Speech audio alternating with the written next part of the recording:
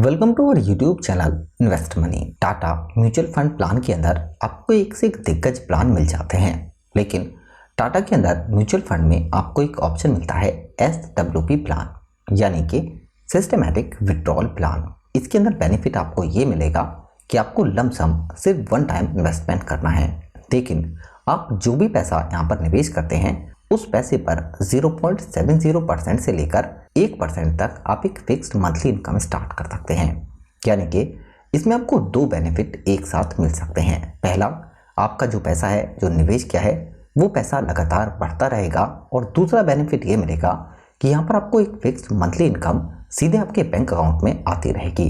तो इससे क्या होगा कि आपकी जितनी भी ज़रूरत है डेली बेसिस की उसे आप पूरा कर सकते हैं, और आपका जो निवेश है, जो आपने पैसा जमा किया है, वो भी लगातार बढ़ता रहता है। लेकिन म्यूचुअल फंड्स में अगर हम SWP प्लान की बात करते हैं तो इसमें वो लोग पैसे को निवेश करते हैं जिनके पास एक साथ कहीं से बड़ा फंड आया है और उस पैसे को निवेश करके उस पर लगातार एक इनकम शुरू करना चाहते हैं। लेकिन अगर हम इस इनकम की बात करते हैं तो ये इनकम आपको जिंदगी भर होती रहेगी, या फिर अगर आप चाहें तो इस इनकम को अपने बच्चों तक को भी देकर जा सकते हैं। यानी कि पीढ़ी दर पीढ़ी आप इस इनकम का फायदा उठा सकते हैं, और यहाँ पर आपका जो पैसा है वो भी लगातार बढ़ता रहेगा।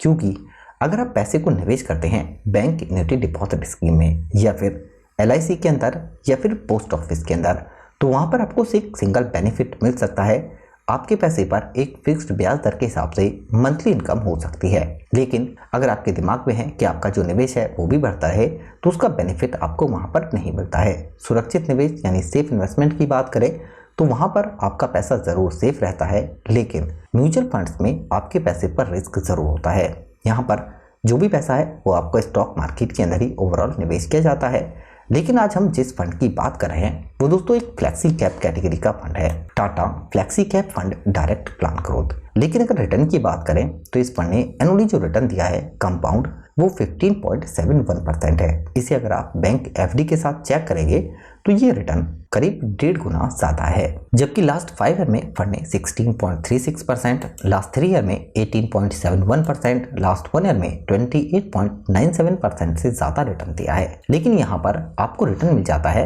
एक्सपेक्ट हम करते हैं 15.50% का, और आप 10 लाख रुपए यानी कि 10 lakh rupees one time investment करते हैं। इस पर 10,000 मंथली की इनकम स्टार्ट करते हैं। अगर आप 7 साल यानी कि 7 ईयर के लिए इस पैसे को निवेश कर देते हैं तो यहाँ पर आपको जो इनकम होगी कुल 10,000 रुपये मंथली के हिसाब से वो 8,40,000 रुपये तक हो जाएगी। लेकिन 10 लाख रुपए की जो वैल्यू होगी वो भी 7 साल में बढ़कर 13 लाख रुपए हो जाएगी, यानी कि 3 लाख रुपए पैसे बढ़ जाएंगे 7 साल में। लेकिन अगर आप 14 साल तक पैसे को निवेश करते हैं SWP में तो 10 लाख रुपए की फाइनल वैल्यू 21,22,000 रुपए की होगी, जबकि 10,000 रुपये मंथली के हिसाब से कुल 16,80,000 रुपए का आपको विड्रॉल अमाउंट मिल जाएगा। जबकि 21 साल की हम बात करते हैं तो यहाँ पर 10,000 मंथली के हिसाब से अब आपको 25,20,000 रुपए की कुल इनकम हो चुकी होगी, और 10 लाख रुपए की वैल्यू भी 43,78,000 रुपए तक बढ़ जाएगी। लेकिन 30 साल तक अगर आप इस SWP प्लान में पैसे को निवेश करके छोड़ देते हैं तो 10,000 रुपए की मंथली इनकम आपको लगातार होती रहेगी। इसके हिसाब से कुल 36 लाख रुपए का विड्रॉल अमाउंट मिलेगा,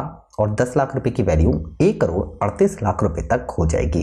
तो यही बेनिफिट इसमें आपको मिल सकता है। इसके अलावा 30 साल के बाद भी आप इस प्लान को कंटिन्यू कर सकते हैं, और जितने भी टाइम के लिए आप निवेश करते हैं उसके हिसाब से ही आपका पैसा बढ़ता रहेगा, और ये इनकम भी आपको होती रहेगी। लेकिन यहाँ पर इस फंड की अगर NAV के प्राइस की बात करें तो यह है 21 रुपीज़, और फंड का AUM है 2,506 करोड़ रुपए।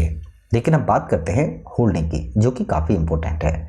ये फ्लेक्सी कैप कैटेगरी का स्टॉक है, तो यहाँ पर ज़्यादातर जो पैसा है वो निवेश किया गया है लार्ज कैप स्टॉक में, जैसे कि टॉप होल्डिंग में HDFC का स्टॉक आपको मिल जाता है, Reliance industry, axis bank, ICICI bank और TCS। ये टॉप 4 होल्डिंग है इस म्यूचुअल फंड प्लान की।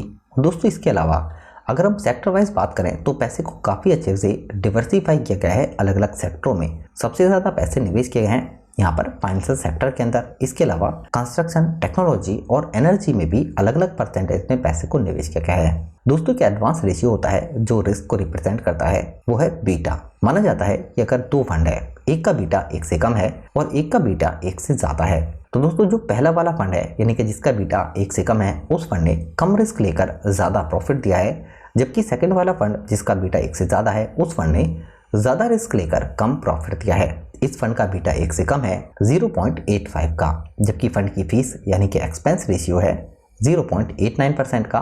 टैक्स की बात कर लेते हैं तो जो पैसा आप निवेश करेंगे 1 साल के बाद अगर आप उस पैसे को निकालते हैं तो आपको 10% का LTCG टैक्स देना होता है। अगर आपको 1 लाख रुपए से ज्यादा प्रॉफिट होगा तब फंड को अमेय और आदित्य मैनेज कर रहे हैं। जबकि अगर हम टाटा AMC की बात कर लेते हैं तो एसेट के हिसाब से 14 नंबर पर तो रैंक है।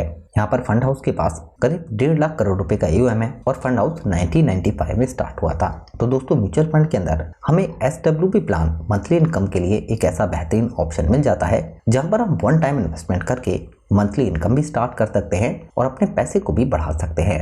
लेकिन अगर रिस्क की बात करें तो इसमें आपके पैसे पर लमसम SIP के मुकाबले रिस्क ज़्यादा होता है, क्योंकि अगर फंड रिटर्न आपको कम देता है तो यहाँ पर आपका जो लमसम अमाउंट है उसमें से ही आपको यूनिट सेल करके आपको पे आउट मिलता है। इससे आपके पैसे पर रिस्क बढ़ जाता है। इसलिए SWP में निवेश करते हैं तो आप अपने रिस्क को ज़रूर कैलकुलेट कर लें। और ये वीडियो आपके एजुकेशन पर्पज़ के लिए है।